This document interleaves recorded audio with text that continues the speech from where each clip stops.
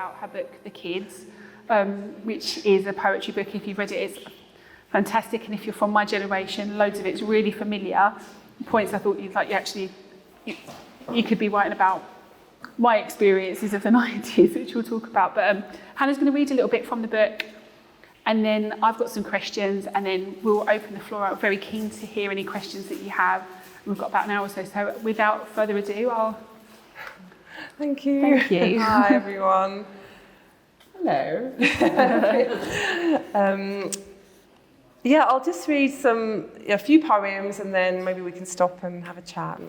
I should say that the book is, a third of it is about my experiences of being a teacher in Islington for about 10 years. And I became a teacher when I was 21. I wasn't much older than the students I was teaching.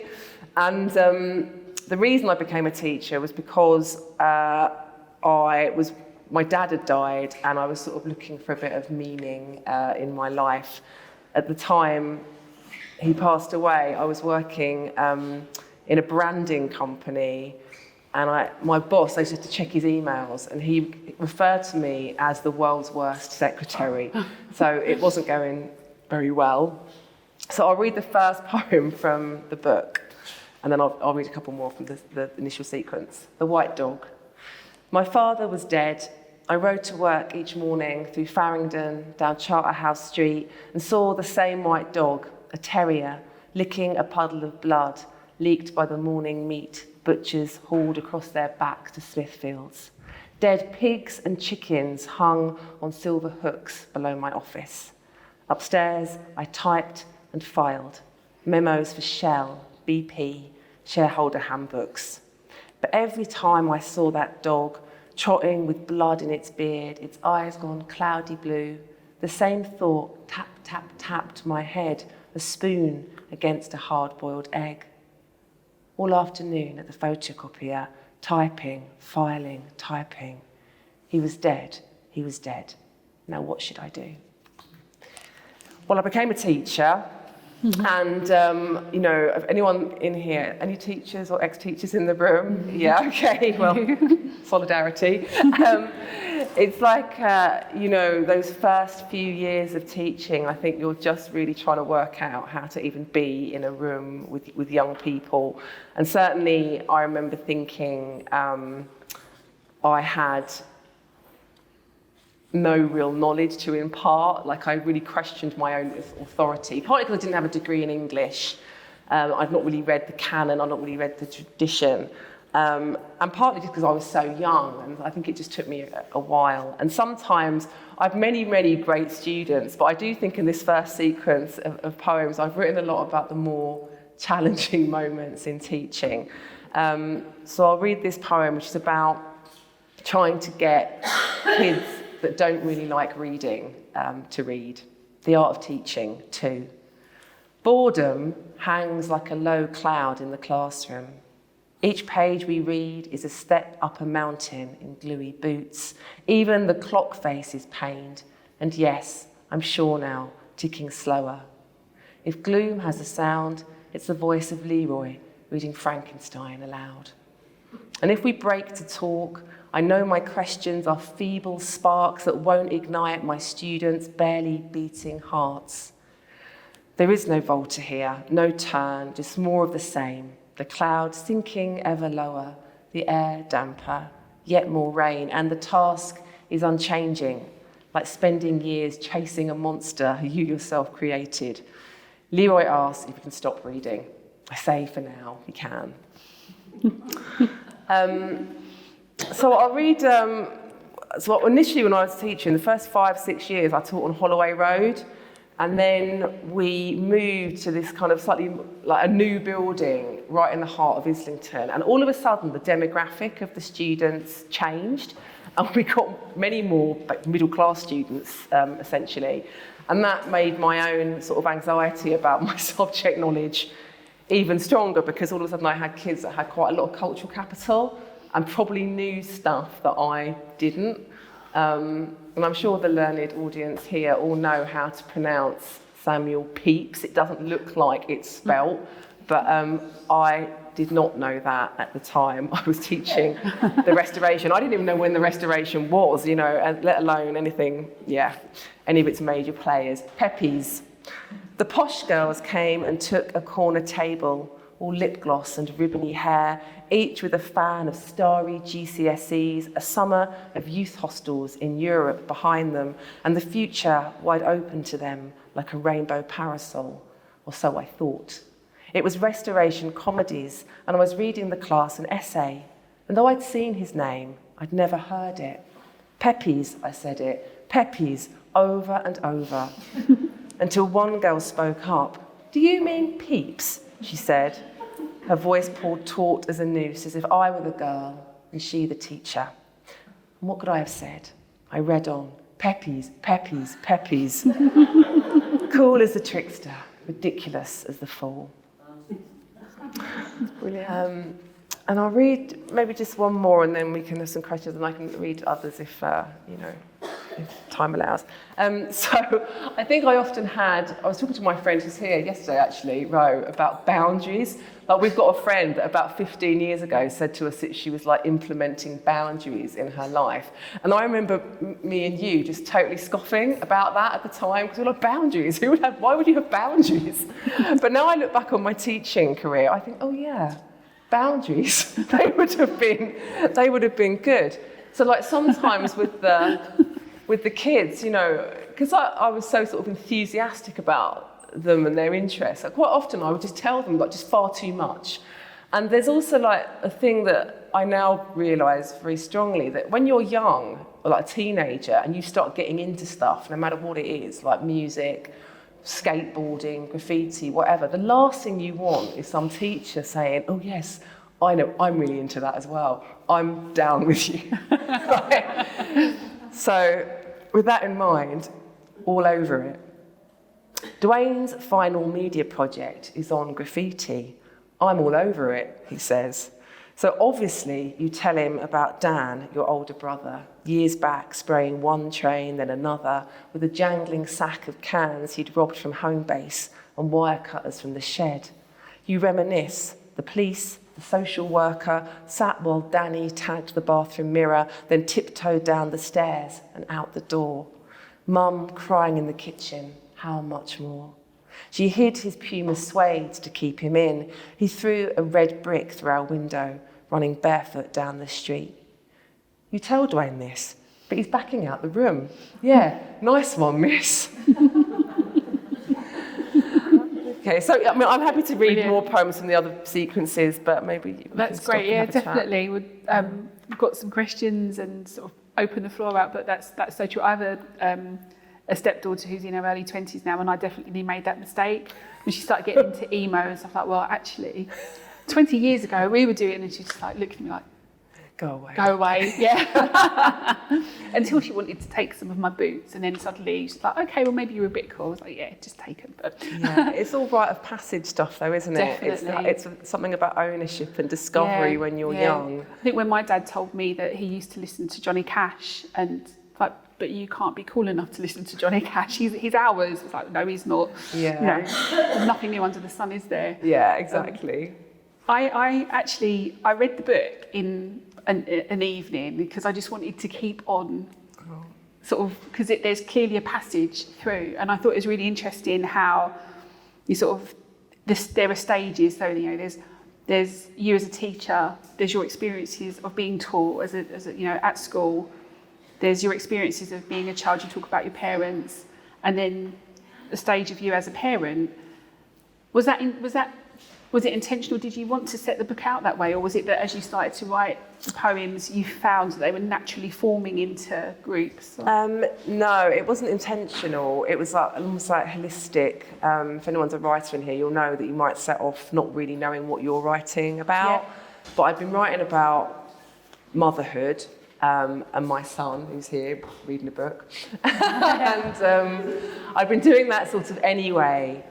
And then at the same time, I started thinking, probably about 4 years after I left teaching, I started thinking about how much those years in the sixth form had changed me and how much I'd learned from those kids.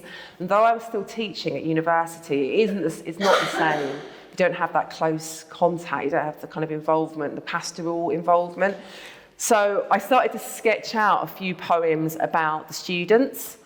So I had the beginnings of 2 sequences, the ones in the sixth form and the ones about being a parent. And then I thought, what's missing is probably some reflection on my own time as a learner, because I never felt, when I was teaching, I was always learning. In fact, I think teaching is so fantastic for lifelong learning, especially in my case, where I had to teach myself so much in order to be able to teach it. So it kind of seemed inevitable that I'd write about myself as a learner as well.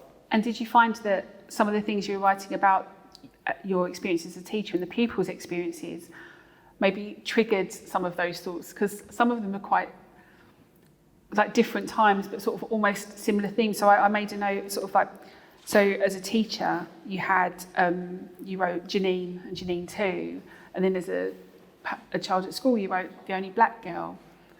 And it's sort of different perspectives of a similar thing. And so, but they're sort of sparking off each other. Yeah, and that probably wasn't intentional, but I was trying to write about the legacies of the empire and how they manifest themselves in classrooms of the last, well, my own experience at school, and then what had changed, what was different from when I became a teacher.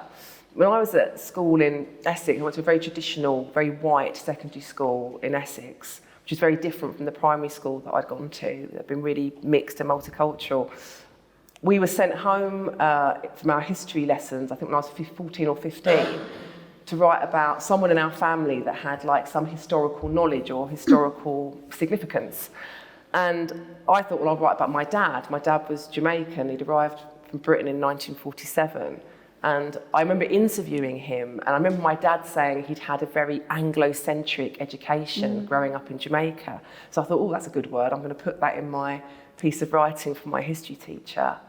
And then I remember getting that piece of writing back, and the teacher had circled Anglo-centric and said no such word. So that kind of denial of like other people's experiences back then, it always stayed with me. And then I found myself working in a much more multicultural, mixed, in all kinds of ways, culture, religion, ethnicity, but also social class. And the echoes of my own experiences, were there.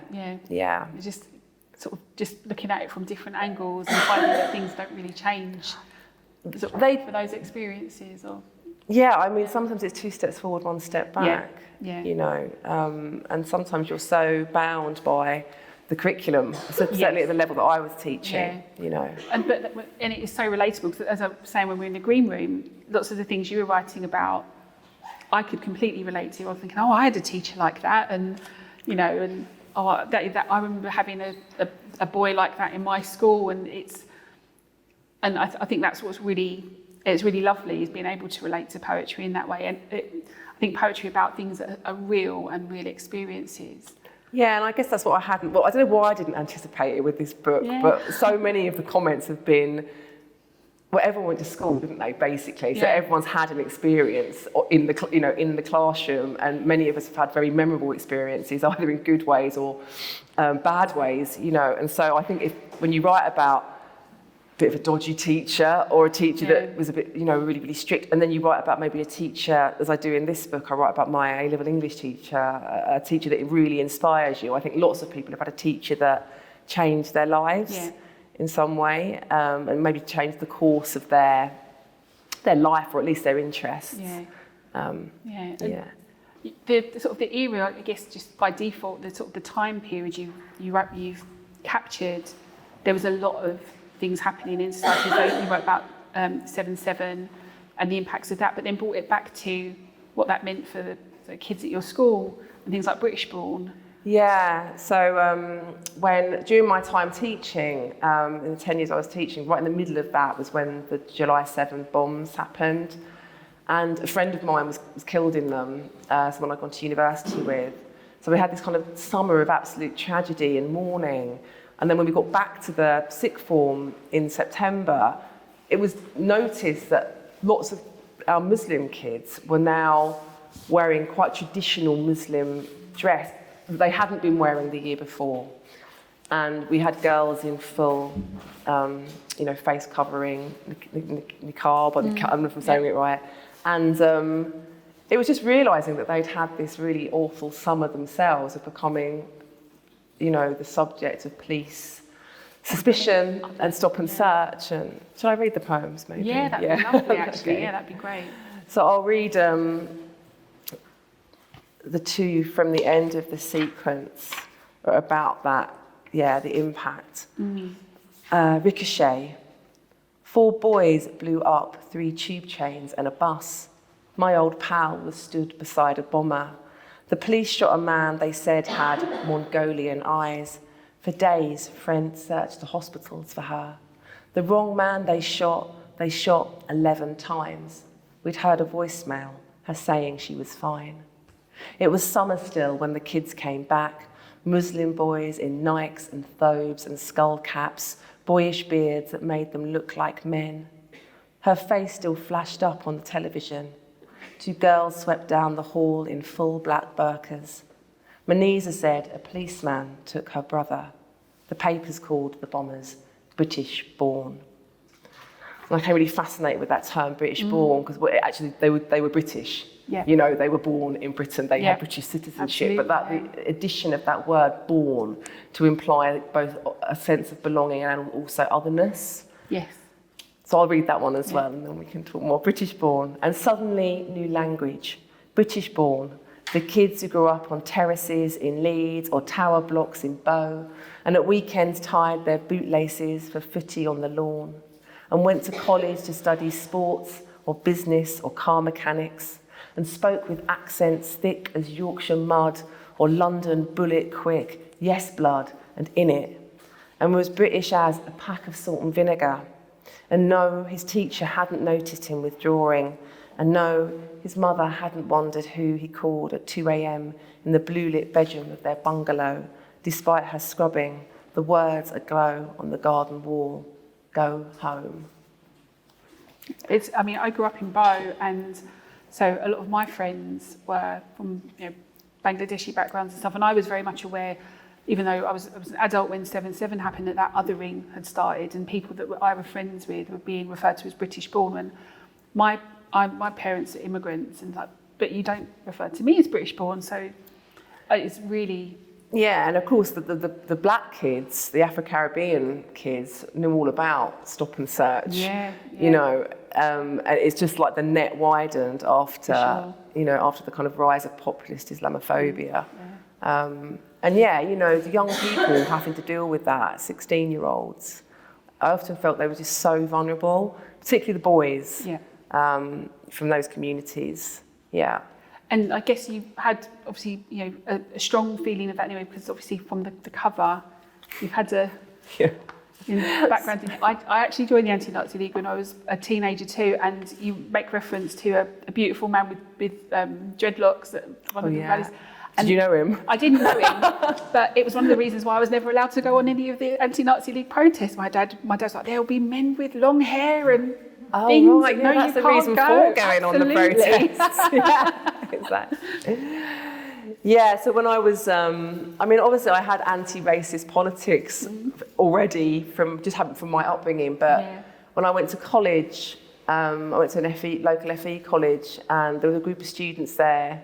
I just sort of fell in with the crowd that were, basically, they were the kids of Socialist Workers' Party members, and they were in the SWP. They were young socialists, and they really indoctrinated me into, not indoctrinated, wrong word. They introduced me, I guess, to the idea of protest, which has been, a big part of my life. But the first demo I ended up on was the march to shut down the BNP bookshop in Plumstead, Welling, the one that turned really violent. So it was very eye-opening to see, what could happen, and the police acting as instruments of the state. That was a real wake-up call to me.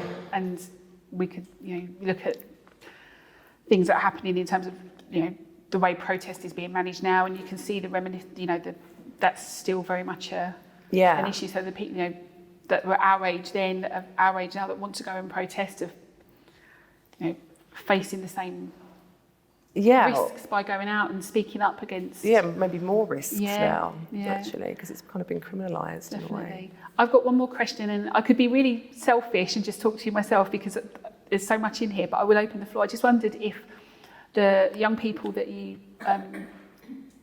that you talk about in your verses, do they know that they've been immortalised in poem? If they do, how did they react? And if they don't, how do you think they would? It's a mixed bag, really. I mean, obviously, like, it's a bit of an ethical minefield writing about young people that I taught. So, although there are students that are like named in the book and that are described, none of them are really real. They're all like composites of other students or many students that behave. Like, even when I mentioned Leroy reading Frankenstein, I didn't teach a boy called Leroy. I just had many experiences of kids reading like they wanted to die, you know. And so I made a student up. And I suppose I didn't realise the book was going to do so well, but I had thought about the ethics of it, and I was in touch with the sixth form when the book was published. And in fact, the students at the sixth form made a podcast with me talking about the book and its politics and stuff. I think there's only one real student in the book, and that's a student called Darren, who I write about when he's a grown man. And I think I forgot to change his name. But I also don't think he'd mind being in. I wonder if that's why it does feel so familiar to anyone that reads it, though, because they are composites. And if you went to school in that time, or if you know, we all had kids like that in our classes and stuff. I wonder if that's the key to. Yeah, I suppose it's like, it just felt really important that none of the students would read this and recognise themselves specifically as themselves. Yeah. Because that felt to me to be quite exploitative. Yeah. But on the other hand, I mean, I do think once you know, a teacher writing about their students, in and of itself, there is a power dynamic being enacted. But I think, you know, rather than should I just think how I try to do it maybe counts more. But, you know, it's like an unfolding sort of dilemma, really. Oh, brilliant, thank you so much. Over to you, yes. The teacher that inspired you, that you've written a poem about, are you still in touch with him? Does he know personally that he had that influence on you, and has he read that poem? He was the most amazing teacher called John Toole, and he taught at Barking College, and the first book he ever put in front of us was Enter Psyche Shangays for coloured girls who have considered suicide. And I'd been just basically reading Thomas Hardy and Shakespeare for 5 years prior to that. And then all of a sudden I was reading this experimental poem set to dance about black women's lives in America. And it just went on like that. And he was the one that really got me interested in poetry. But he died young, very young, about 5 years after I'd left. And I suppose the reason your question is prescient is because his widow, I was in touch with her when I wrote The Kids, and I sent her the book because I'd written some poems about John, and I dedicated the book to him. And we had a nice back and forth about that. And then just last week, she got in touch with me and said, would I like his poetry books? She was finally clearing out his books after all these years. Oh, wow. And they just arrived a few days ago. So, it feels like a real full circle. But no, he never knew the influence that he had on me. Or maybe he did in some way, I don't know. But no, you know, but yeah, he was an amazing, amazing man. Can you read that poem? Yeah, happy to. Well, there's two about him. One slightly more sentimental than the other, but hang on. I'll read them in reverse order. So, for coloured girls who've considered suicide when the rainbow is enough. Our vows were flat as the dead fish that floated in Dagenham docks, but still John made us recite these lines meant for black women who said, I have poems, big thighs, little tits, which made us blush as our estuary tongues went tripping over cuz and enough, and the slashes the poet scattered over her page. And the whole bloody thing might well have been staged on another planet compared to Essex and my pals, whose mums served up school dinners, whose dads worked nights at Ford's. We could just make out the half-rubbed words of last year's kids, discourse, nationhood, and soon I'd borrowed in my own new terms, hegemony, resistance, sisterhood. And the other one is much more of a kind of love poem, really. It's called Pink Hummingbird. The postcard he sent to you that long, wet summer had on one side a pale pink hummingbird, and over leaf his notes on your essay on Faulkner in his usual turquoise ink. The words you imagined written in sunlight on the bed of his book-stuffed flat, each weighed with care like a love letter, though it was you that wanted him. All summer you waited for September to be back again in the tattered classroom, the tables pushed together, and him at the top, like a doting father or a bridegroom, or like God, if God wore Dr. Martin shoes and a silver sleeper in one ear. Not the God you didn't believe in, but one who believed in you. That's so good. Yeah, and I carried that with me, all my life. That I think it was maybe John that showed us or read to us something from Pygmalion in the classroom. It was about having high expectations of children. That if you had high expectations, they would rise to them. But if you have low expectations, they won't. Yeah. And that's really damaging, and that it can happen very early on. So he was probably, after all my years at this secondary school that I didn't really get on well at, he had really high expectations of me, and that made an enormous difference. You wanted to reach them. Yeah. I wasn't really in love with him. I know the poem may say it wasn't really about love. It was more about just books, Just something inspirational. Yeah. No, I only fancied him in a way that, wow, I wish I knew a man that was like so alternative and into reading and would inspire me. But no, he was like 30 years old. Well, maybe I did fancy him. He sounds quite cool, though. Yeah, he was cool. Yeah, he was cool. So maybe, in a way, but like, nothing was ever going to happen. I was 16. So, yeah. So any other questions? Yeah, please. Yeah. I'm curious, you've written a life memoir as well, quite recently, before I ask myself. How the poetry is very much feels like a memoir in itself. In terms of exhuming ideas and stories, were the kind of bits from your memoir that weren't longed and you felt they belonged in poetry?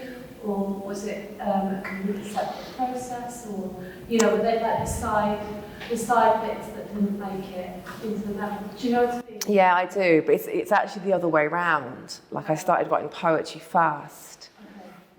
And the first books that I wrote weren't about teaching at all. They were about my dad. And, my dad was a Chinese Jamaican card shark, gambler, very unusual, traumatised man, much, much older than my mum. And, I wrote, in the first book, I wrote about my memories of his gambling, which I mainly did through objects, like the things that were in the house that had stood for his life, really, like packs of cards and loaded dice and a little guillotine for shaving the sides off playing cards. And I was trying to find out more about, when he died, he was a very silent man. I was trying to find out more about my Jamaican ancestry and also the Chinese ancestry.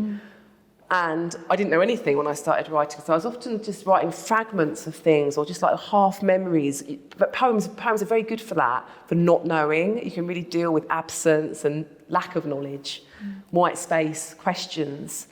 But as that process of writing the first book and then my second collection, which was much more historical, about post-war migration from the Caribbean to Britain, as I began to do that research, I began to find out a lot more, and the internet really helped. All of a sudden, I was in contact with his family in Jamaica, in Canada, in the States, and also I was able to access all kinds of archives. So the man that I'd hardly known about when he died, when I was 21, pre the digital age, became much more fleshed out in a way through the research I did afterwards. And then I had enough to write a memoir.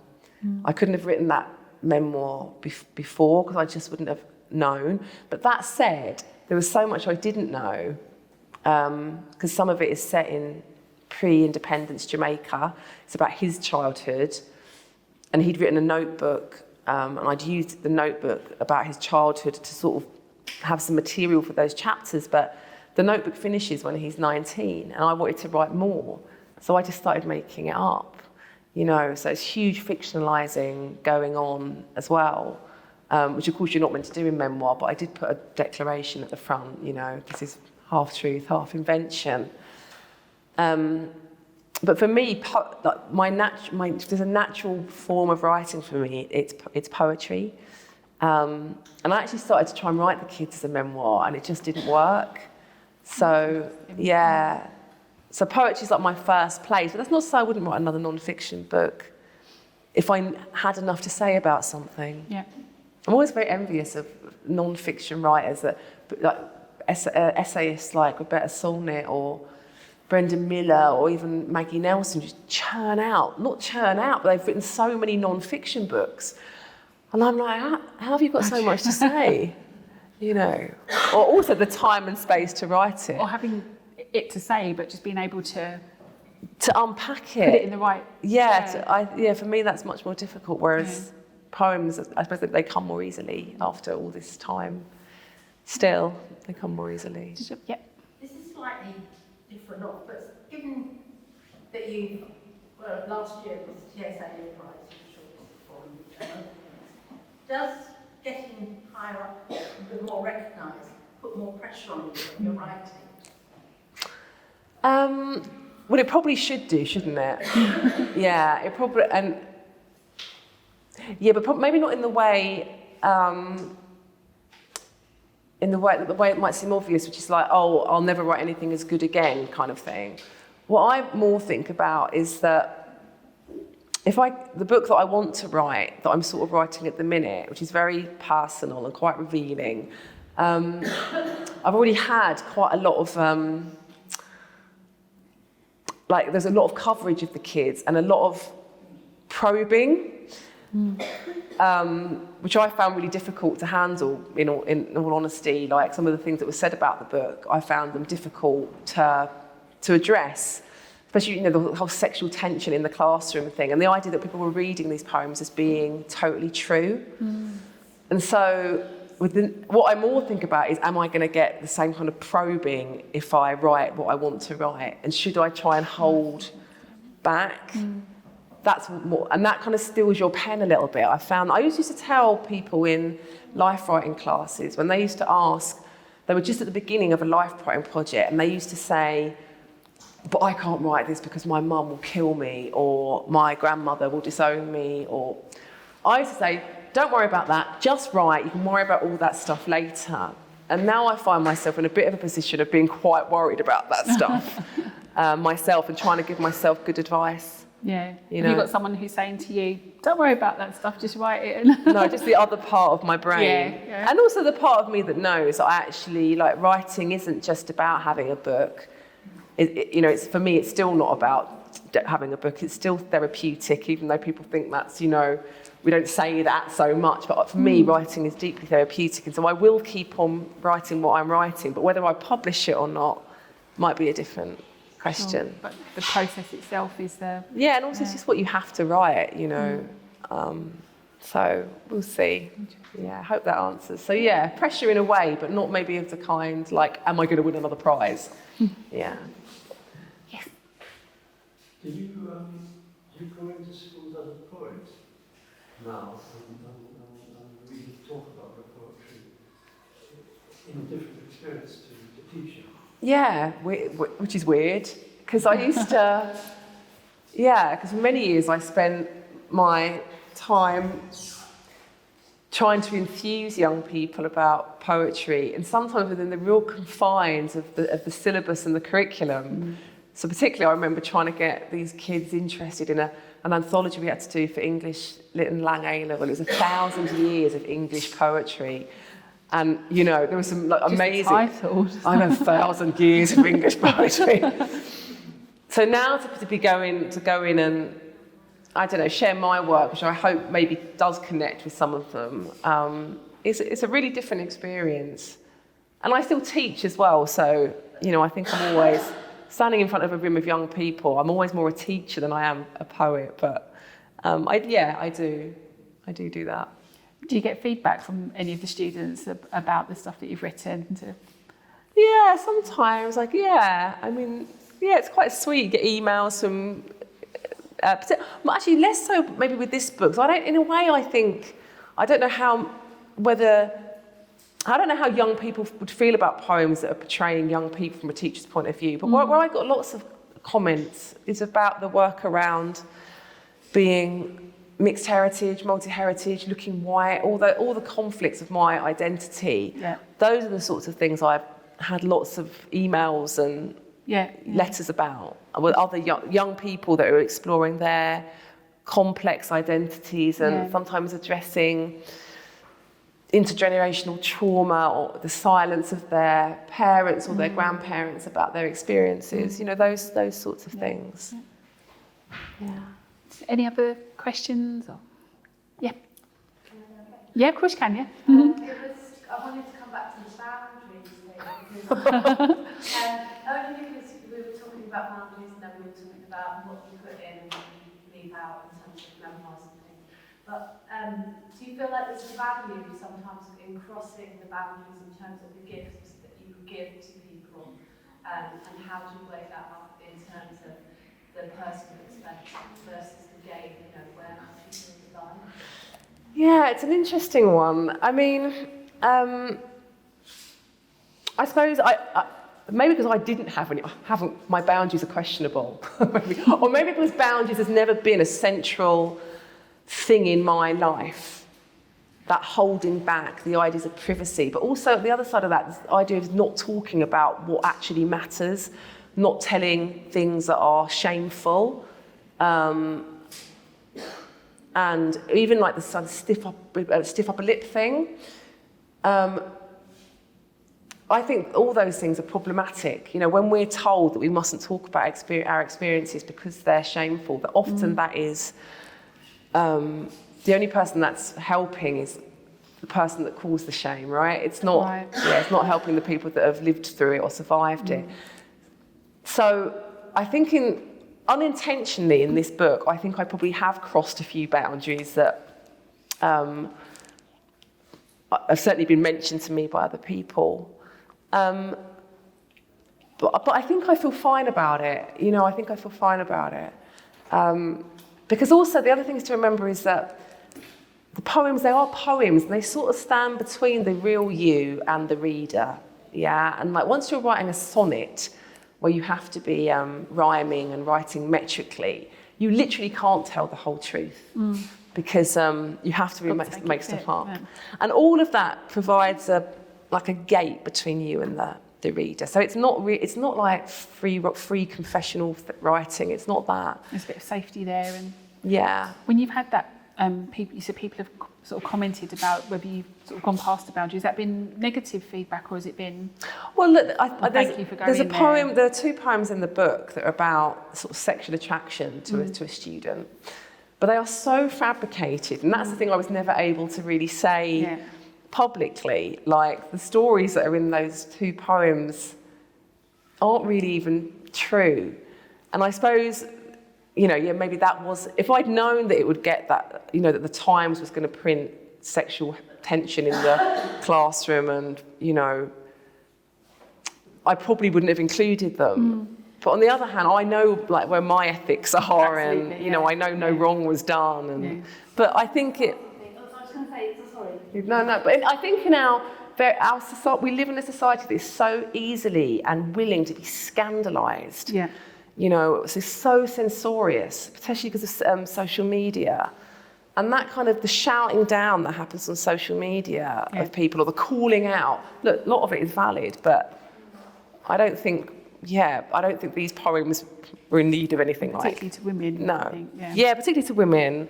Yeah, and actually, for sure. And that's a big thing, I think. Women with some degree of success being shouted down on social media. Sorry, Ro. I was going to say, I think regarding that whole idea of sexual tension in the classroom, I think it's totally natural that students are attracted to their teacher. Or even, it's a bit more questionable, but we are human beings and connections are being made, and of course you're going to be attracted to somebody that you admire that is giving you something really great. So I think that to not explore that would almost be denying that truth about teaching. Yeah, but it's like the thing you must never say. I mean, that's yeah. Mm. And I think the thing you must say, if you don't mind me asking, that's one question. And also, you talked a bit about sonnet form. Oh, yeah. So 2 questions. Why was it something you had to write about if it was fabricated? I think 3 questions. What would be your reaction if it was a male poet writing about sexual attraction to girls? And Okay, yeah, right, it's not there. The true anecdote that those poems come from is that I took a load of students to see Notes on a Scandal, the film, and I didn't realise that, I didn't know what the film was about, and I've not read the book. So I took all my, these were this film festival, and we'd get free tickets, so you took your kids to whatever you could, at the screening that was at the time of your lesson. Yeah. So I took them to see Notes on a Scandal, a load of GCSE resit kids, a lot of lovely Turkish boys mainly. And then we sat there watching this film that was all about a teacher and a student having an affair. And then we came out into Leicester Square and they were all like, you look like Kate Blanchett, miss. And then they were like, but miss, why did you take us to see that film? Like, do you want us? And it was all funny. It was funny. Because there was no stepping over any lines. And that's kind of, I was trying to retell what I thought was a funny anecdote with that one. And the other one was just about noticing, it was almost like the sort of the sexual power dynamic, particularly because of gender, because I think it's a very different thing if a male teacher, I think it's actually different if a male teacher does it, because within the setting of the sixth form, God, I feel like I'm going to say something I shouldn't here, but there was a very beautiful male student who was probably 17 or 18, who I literally just noticed. And then I spun a poem out of that.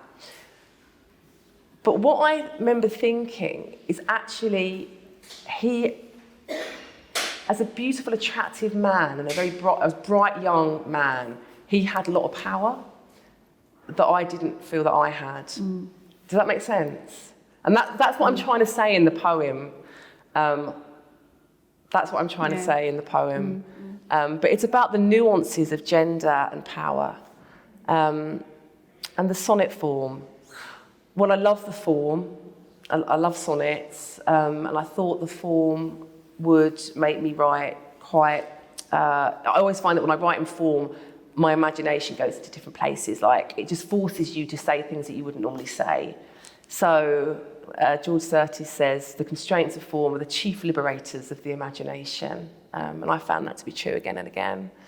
And then as I began to write the poems, and I should say that I tried to write this whole book as an interlinked sequence, like a sonnet, a sonnet crown is a seven poem sequence where the last line is the first line of the next. Yeah. And then you can write a heroic crown, it's 15. Well, I thought, I'm going to write the whole book like that. And I think I'd written about 35 when I realised it didn't work. And actually, it took someone else to tell me it didn't work. Daljit Nagara, the poet, looked at it and said, there's lots here, he said, but that interlinking line, and I was like, oh, it's taking me so long. But then I began to see that the poems on the page looked a little bit like classrooms, looked a little bit like a blackboard, looked a little bit like a page in a book, and so many of the poems were about classroom encounters. I mined the form, I guess.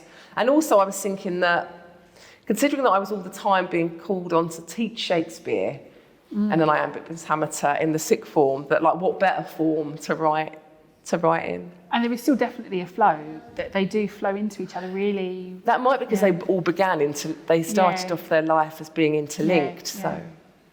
And also there's a bit of me I've started, so I'll finish. Once you've got 40 sonnets, why not write 20 more? And why would you do something else at that point? But now I need an exorcism because I can't stop writing them. Did you always love poetry? Did you write, No. No, it was teaching. Okay. John Toolin, the amazing English teacher, he showed me the first poetry that I was interested in, but I didn't ever write anything because I was like so many young people, you get educated kind of out of creativity. Yeah. You know, we're creative at primary school and then to some degree, and then as you progress through secondary, certainly in my experience, the creative subjects become valued less. And so by the time I was 16, I was writing essays. You know, that was the way of talking. It was to write essays. And then even in my teaching career, I was trying to do a PhD in literary studies. And then what actually happened is part of my PhD, I interviewed the novelist Angia Levy, Small Island, and she said to me at the end of our interview, we met in a cafe in Crouch End, and she asked me what my Caribbean heritage was, which is honestly the first time anyone had ever looked at me and said, presumed something different or seen something different. And she said, I bet you've got a story. When I told her about my dad and everything, she said, I bet you've got a story to tell. And I remember thinking, yeah, I think I have actually, and maybe I want to write creatively. Amazing. But then it was some teaching poetry, trying to enthuse the kids. You know, I enthused myself.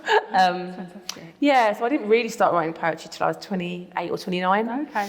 Yeah, so I was like, not late to the party in any way, because anyone can start writing whenever they want, but I hadn't been writing as a teenager, like many of my poet friends were. Yeah. Okay, brilliant, thank you. Is there any other? Yeah. Lovely. We've got about 5-10 minutes, so that'd be lovely. Yeah, Okay, that'd be great. well, let me... Would you like those? Okay, I'll read those. Yeah, there's 2 poems in the book called Janine 1 and 2. Yeah. And you can hear the interlinked line here, that I kept the interlinked lines. Yeah. Janine was a Monday morning queasy feeling. I was never ready for her choice of sting.